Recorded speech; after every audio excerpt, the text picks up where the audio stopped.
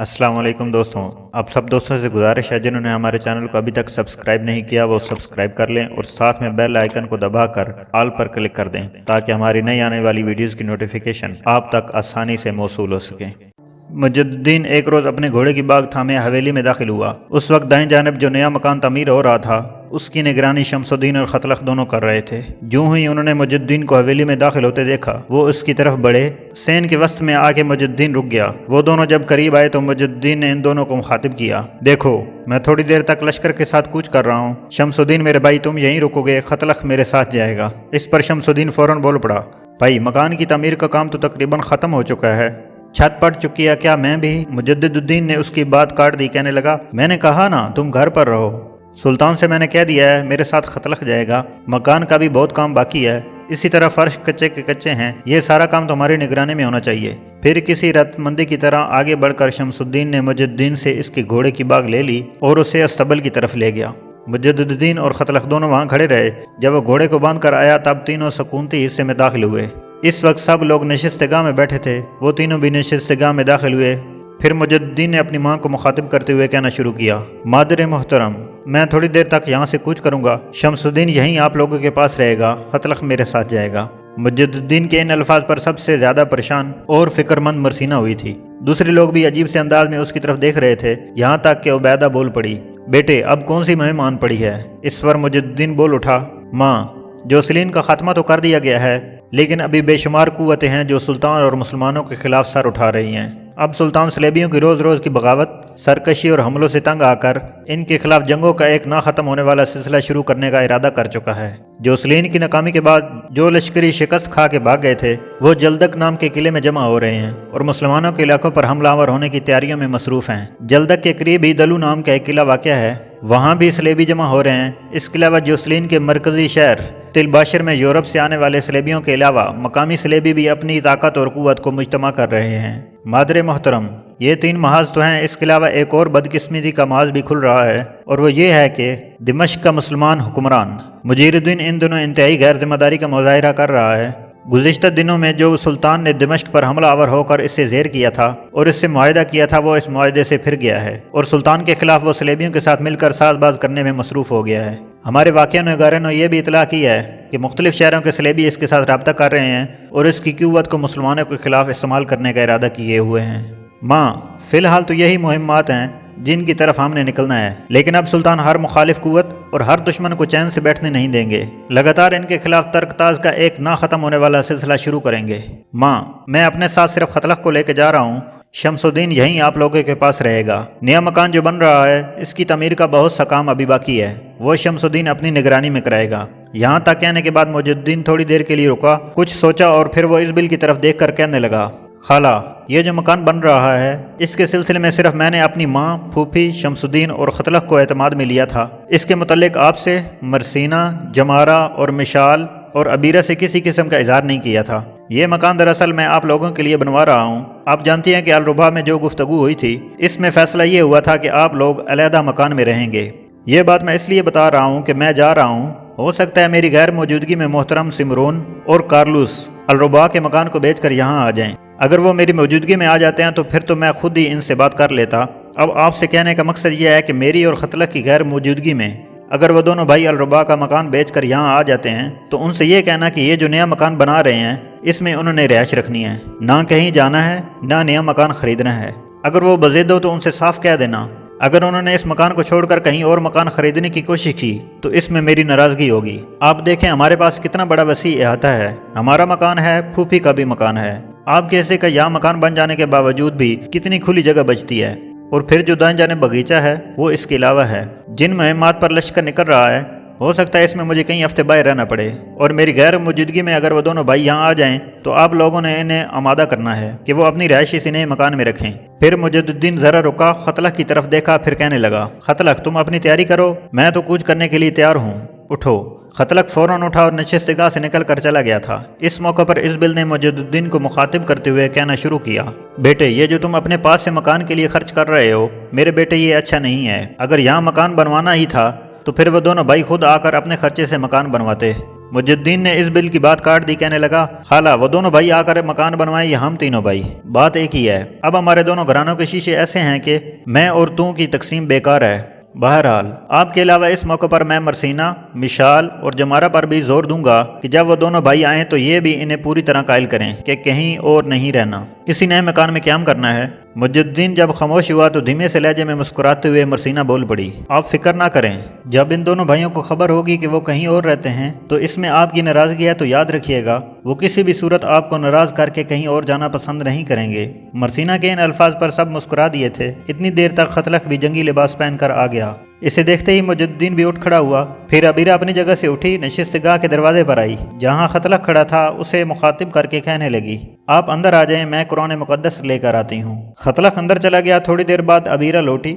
जब वो वापस आई तो उबैदा अपनी जगह पर उठ खड़ी हुई। सब नशिस्तगाह से बाहर निकले। अस्तबल में जाकर पहले खतलख ने अपने घोड़े पर जैन डाली, फिर दोनों भाई घोड़ों की बागें पकड़े सदर दरवाजे पर आए। वहाँ पहले से उबैदा कुरान मुकद्दस बुलंद करके खड़ी थी। वो नीचे से गुजरे, सदर दरवाजे के बाहर खड़े हुए। इस मौके पर मरसीना अजीब से अंदाज में मुजुद्दीन की तरफ देख रही थी। इसके चेहरे पर दूर दूर तक वीरानियां और आंखों में सुनसानियां रक्स कर रही थी। मुजुद्दीन ने एक भरपूर निगाह इस पर डाली। उसने जब देखा कि मुजुद्दीन उसकी तरफ देख रहा है तब उसने दायां हाथ थोड़ा ऊपर खड़ा करके उसे अलविदा कहा। इसके बाद मुजुद्दीन और खतलख अपने घोड़ों पर सवार हुए और उन्हें एड़ लगाते हुए वहां से चले गए। इस बार सुल्तान नूरुद्दीन ने जोसलीन के इलाकों में एक तूफानी यलगार की। वो जोसलीन की मदद के लिए बहुत से सलेबी इसके इलाकों की तरफ आए थे, लेकिन इनके पहुंचने से पहले ही सुल्तान ने जोसलीन को शिकस्त देकर उसे गिरफ्तार करके जिंदान में डाल दिया था। अब ये सलेबी सुल्तान से इंतकाम लेने के लिए मुख्तलिफ किलों में जमा हुए थे। इनमें सबसे बड़ा किला जलाक था। जलाक का रुख करने से पहले सुल्तान ने आसपास के छोटे छोटे किलों और इन कस्बों को अपना निशाना बनाने का तहिया किया जहाँ सलेबी जमा हो रहे थे। फिर एक तूफानी यलगार में सुल्तान ने सलेबियों पर हमलावर होते हुए उनसे कोरस, तिल खालिद, कुफर सोहब, रवंडन, मरश, दवंदान, बजिज अमरसास, एनताब और उसने अलबारा के किले बड़ी तेजी से छीन लिए थे। और इन किलों पर कब्जा करने के बाद सुल्तान ने फिर लश्कर के साथ सलेबियों के बड़े गढ़ जलाक का रुख किया था। जलाक में इस वक्त बेशुमार सलेबी मुसलमानों के खिलाफ जंग करने के लिए जमा हो चुके थे। इसमें मकामी सलेबियों के अलावा यूरोप के सलेबी भी शामिल थे और फिर उनकी मदद के लिए अर्ज़ शाम के मुख्तलिफ इलाकों से भी नसरानियों की एक कसीर तादाद पहुंच चुकी थी। इस किले की फसील इंतहा दर्जा की मजबूत थी और किले की हिफाजत के लिए सलेबियों ने बड़े उम्दा इंतजाम कर रखे थे। सुल्तान नूरुद्दीन ने जब किला का मुहासरा किया तो जलाक के सलेबियों ने इन मुसलमानों पर संगे बारी शुरू की जो किला के नज़दीक आकर हमला की तैयारी कर रहे थे। यह सूरत हाल देखकर सुल्तान पीछे हट गया और उसने किला पर संगे बारी कराने के लिए मंजने के नस्ब करा दी थी। सुल्तान को जलाक के सलेबियों पर बड़ा गुस्सा था, लिहाजा उसने मंजनिकों के जरिए इस कदर तेज़ और सख्त संगे बारी कराई कि जलाक की मजबूत और मुस्तहकम फसील का एक हिस्सा टूट गया।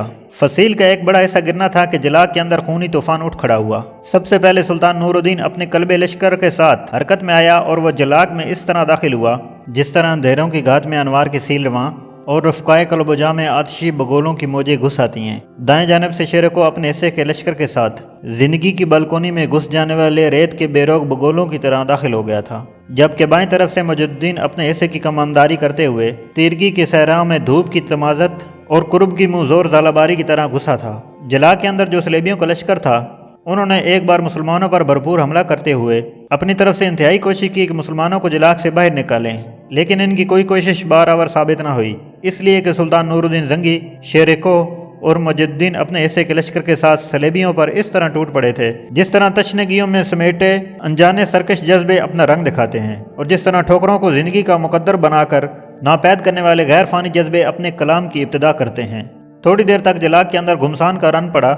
जलाक को सलेबी नाकाबिल तस्खीर ख्याल करते थे और ये गुमान करते थे कि मुसलमान इस पर कभी कब्जा नहीं कर सकेंगे, लेकिन अब मुसलमानों के तेज़ और जानलेवा हमलों के सामने बड़ी तेज़ी से इनकी हालत पाताल से निकलते अंधे अंधेरों और रायगा होती जदोजहद, तज बजब, हिचकिचाहट, कश्मकश का शिकार खामोशी के लम्हों और दिल गिरफ्तगी निढाल और अफसरदा हो जाने वाली ख्वाहिशों के मुँह जोर समुंदर से भी बदतर होना शुरू हो गई थी। फिर जलाक के अंदर मुसलमानों के हाथों सलेबियों को बदतरीन शिकस्त हुई। इनमें से कुछ मारे गए, बाकी शहर पनाह के दूसरे दरवाजों से निकलकर एक करीबी किला दलूका की तरफ चले जाने में कामयाब हो गए, लेकिन सुल्तान नूरुद्दीन जंगी इन्हें इस तरह छोड़ने और भाग निकलने में कामयाब न होने देना चाहता था। जलाक पर अपना कब्जा मुस्तहकम करने और वहाँ इंतजामी अमूर को दुरुस्त करने के बाद सुल्तान अपने लश्कर के साथ निकला और दलूका के किले का रुख किया। जिस तरह सख्ती के साथ सुल्तान ने जलाक का मुहासरा किया, इसी तरह दलूका का मुहासरा भी कर लिया गया। यह किला ज्यादा देर तक मुसलमानों के सामने अपनी मुदाफ़त न कर सका। اور سلطان اس سے بھی فتح کرنے میں کامیاب ہو گیا اور قلعے پر مسلمانوں نے اپنا پرچم نصب کرا دیا۔ سلطان نور الدین کی ان لگاتار فتوحات نے صلیبیوں کی ہمت پست کر کے رکھ دی تھی اور سلطان نور الدین زنگی کا نام سنتے ہی وہ کانپنے تھر تھرانے لگے تھے۔ دوسری طرف مسلمانوں نے بھی یہ جان لیا تھا کہ سلطان نور الدین صلیبیوں کے سامنے مسلمانوں کے لیے رحمت و فتح مندی کا ایک فروخ ستارہ ہے۔ جلاک اور دلوکا کا دونوں قلعوں اور شہروں کو فتح کرنے کے بعد سلطان نے اپنے لشکر کا رخ تلباشر کی طرف کیا۔ کبھی الرباط جو سلین کا مرکزی شہر ہوا کرتا تھا، لیکن جب اس سے وہ شہر چھین لیا گیا تو اس نے تلباشر کو اپنی طاقت و قوت اور حکومت کا مرکز بنا لیا تھا۔ یہیں سے نکل کر وہ سلطان نور الدین زنگی کے مقابلے پر گیا تھا، شکست ہوئی تھی اور وہ گرفتار ہو گیا تھا۔ دلوکا سے نکل کر جب سلطان نور الدین زنگی تلباشر کے پاس آیا اور وہاں اس نے شہر کے باہر اپنے لشکر کے ساتھ پڑاؤ کر لیا، تب تلباشر کے صلیبی بڑے پریشان ہوئے۔ ان کے پاس خبریں پہنچ چکی تھیں کہ سلطان جلاک اور دلوکا کو فتح کرنے کے بعد ان کی طرف آیا ہے، اور یہ کہ اس سے پہلے اس نے صلیبیوں کے بہت بڑے قلعے ان سے چھین لیے ہیں اور اب وہ کسی بھی صورت تلباشر کے صلیبیوں کو معاف نہیں کرے گا۔ یہ صورتحال تلباشر کے مکینوں کے لیے بڑی تکلیف دہ تھی۔ وہ یہ بھی جان چکے تھے کہ ان کے حکمران جوسلین کو سلطان نے بدترین شکست دینے کے بعد زندان میں ڈال دیا ہے، اور وہ اس بات کو بھی تسلیم کرتے تھے کہ وہ سلطان نور الدین زنگی کا مقابلہ کرنے کی سکت نہیں رکھتے۔ لہذا جو ہی سلطان نے تلباشر کے باہر اپنے لشکر کے ساتھ پڑاؤ کیا، تب تلباشر کے سرکردہ لوگوں نے شہر کے اندر ایک مجلس مشاورت منعقد کی، جس میں کافی بحث و تمہیز کے بعد یہ فیصلہ ہوا کہ سلطان نور الدین زنگی کا مقابلہ کرنے یا اس سے ٹکرانے کی بجائے اس کی اطاعت قبول کر لی جائے۔ اس میں تلباشر کے لوگوں کی بہتری اور بھلائی ہوگی۔ کچھ لوگوں نے یہاں تک کہہ دیا تھا کہ اگر تلباشر کے صلیبیوں نے سلطان نور الدین زنگی سے ٹکرانے کی کوشش کی تو تلباشر کی ساری قوت کو سلطان پاش پاش کر کے رکھ دے گا۔ چنانچہ تلباشر کے لوگوں نے اپنے کچھ سرکردہ آدمیوں کو سفیر بنا کر سلطان کی خدمت میں شرائط طے کرنے کے لیے بھیجا۔ چونکہ تلباشر کے لوگوں نے لڑے بغیر سلطان کی اطاعت اور فرما برداری کا اظہار کر لیا تھا، اس لیے رحم دل سلطان نے ان کے ساتھ انتہائی نرمی اور فراخ دلی کا برتاؤ کیا اور تھوڑا سا برائے نام جزیہ ان پر عائد کر کے ان لوگوں کو جان و مال کی حفاظت کی ضمانت دی، بلکہ ان کو عام شہریوں جیسے حقوق شہریت بھی عطا کیے۔ مسلمان مورخین کے علاوہ مغربی مورخین بھی اس بات کو تسلیم کرتے ہیں کہ سلطان نور الدین زنگی کا سلوک تلباشر کے لوگوں کے اطاعت قبول کرنے کے بعد انتہائی فراخ دلانہ اور رحم دلانہ تھا۔ اس نے صلیبیوں اور مسلمانوں کے اندر صرف اتنا فرق رکھا کہ مسلمانوں سے عسکری خدمت لی جاتی تھی اور وہ خراج سے مستثنیٰ تھے، جبکہ صلیبیوں سے معمولی جزیہ لیا جاتا اور ان کو عسکری خدمت سے مستثنیٰ کر دیا جاتا تھا۔ تلباشر کو اپنا مطیع اور فرما بردار بنانے کے بعد سلطان نور الدین زنگی نے چند روز اپنے لشکر کے ساتھ وہاں قیام کیے رکھا۔ اس کے بعد اس نے اپنی توجہ دمشق کے حکمران مجیر الدین کی طرف مبذول کی۔ مجیر الدین نے ماضی میں چند شرائط کے ساتھ سلطان نور الدین سے صلح کی تھی، لیکن بدقسمت مجیر الدین اپنے عہد و پیمان اور شرائط سے پھر گیا۔ اس کے خلاف سلطان نور الدین کا سب سے زیادہ گلہ اور شکوہ یہ تھا، کسی بھی موڑ پر مجیر الدین نے صلیبیوں کے خلاف کوئی لشکر بھیج کر اس کی مدد نہیں کی تھی۔ ساتھ ہی سلطان کو اس کے واقع نگار یہ بھی خبریں دیتے رہے تھے کہ سلطان کے خلاف مجیر الدین صلیبی اور نصرانیوں کے امراء کے ساتھ ساز باز کرتا رہا تھا۔ سلطان نور الدین زنگی بڑی تیزی سے منزل پر منزل مارتا ہوا اپنے لشکر کے ساتھ دمشق میں پہنچا اور وہاں اپنے لشکر کے ساتھ پنجہ زن ہوا۔ مجیر الدین یہ خیال کر بیٹھا تھا کہ اس کے پاس بڑی طاقت اور قوت ہے اور سلطان نور الدین زنگی کا مقابلہ کر سکتا ہے، لہذا اس نے سلطان نور الدین زنگی سے جنگ کرنے کی ٹھان لی۔ جس روز سلطان نور الدین زنگی نے دمشق کے نواح میں پڑاؤ کیا تھا، اسی روز اس کے مخبروں نے اطلاع کر دی تھی کہ اگلے روز مجیر الدین شہر سے باہر نکل کر سلطان سے ٹکرانے کی کوشش کرے گا۔ رات کے وقت سلطان نے ایک بہت بڑا قدم اٹھایا۔ اس نے مجید الدین کو اپنے حصے کے لشکر کے ساتھ دمشق کے مغرب میں ایک کوہستانی درے میں گھات لگانے کے لیے بھیج دیا تھا۔ اسی طرح شریکو بھی اس لشکر کے ساتھ جو اس کی کمانداری میں تھا، اسی کوہستانی سلسلے کے اندر مجید الدین سے ذرا ہٹ کر بیٹھ گیا تھا۔ اگلے روز مجیر الدین ایک بہت بڑے لشکر اور خوب ساز و سامان کے ساتھ سلطان نور الدین زنگی کا مقابلہ کرنے کے لیے شہر سے نکلا۔ جس وقت وہ سلطان کے ساتھ ٹکرایا اور جنگ کی ابتدا ہوئی، ابھی تھوڑی دیر نہ گزری تھی کہ مجید الدین اپنی گھات سے نکلا اور دمشق کے لشکر پر وہ اپنے ارادوں کا مطیع بنا کر درماندہ و فرماندہ کر دینے والی غیر فانی جذبوں کی سرکشی آندھی اور اپنی ضرورت کا اسیر بنا کر مجروح و حرما نصیب کر دینے والے وقت کے بدترین سیلاب کی طرح حملہ آور ہو گیا تھا۔ مجید الدین کے پیچھے پیچھے ہی شیرکوں نے بھی اپنے کام کی ابتدا کی اور وہ بھی مجید الدین کے لشکر پر خون اور اشکوں میں نہلانے والے درد و کرب کے باب، زمین کو لرزہ و اندام کر دینے والے ابلتے بحر کے انقلاب اور وسوسات بدگمانیاں پھیلانے والے طلسم کی کہانیوں کی طرح ٹوٹ پڑا تھا۔ لمحوں کے اندر سلطان نور الدین زنگی، شیرکو اور مجید الدین نے ہر طرف حملوں کے سامنے مجیر الدین اور اس کے لشکر کی حالت بے ثمر و ریاضت، دل آشوب منظر اور طریقی کے لبادوں جیسی ہونی شروع ہو گئی تھی۔